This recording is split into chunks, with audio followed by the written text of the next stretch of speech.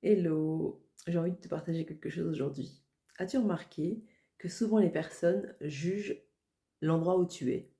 C'est-à-dire qu'elles ne voient pas le chemin que tu as parcouru pour y arriver.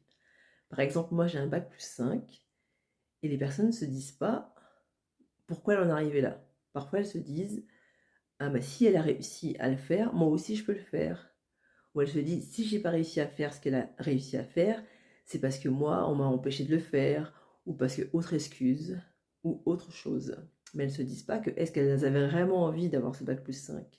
Et pourquoi moi j'ai eu ce bac plus 5 et qu'elles, elles l'ont pas? Moi j'ai eu ce bac plus 5 parce que je l'ai décidé. J'ai redoublé 2 fois. L'école, je n'aimais pas ça. J'ai une prof en troisième qui m'a dit que je ferais partie des 5% qui vont rater leur brevet.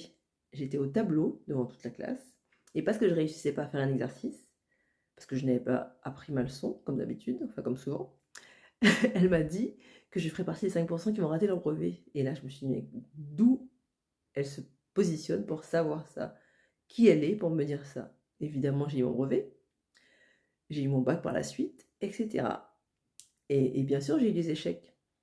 Mais est-ce que je me suis dit que ces échecs-là, pardon, déterminaient qui j'étais? Non, parce que je savais où je voulais aller.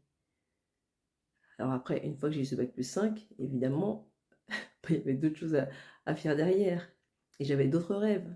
Donc j'ai d'autres rêves, d'autres objectifs. Quand j'ai couru mon premier semi-marathon, qui aurait pu imaginer un jour, certainement pas mon prof de sport, parce que j'étais une sportive toujours, mais j'aimais pas la course. Et à un examen, on ne s'était pas du tout entraîné, ma meilleure amie et moi. Et au moment de la course, il nous dit bah, vous n'allez pas y arriver, vous n'êtes pas entraîné.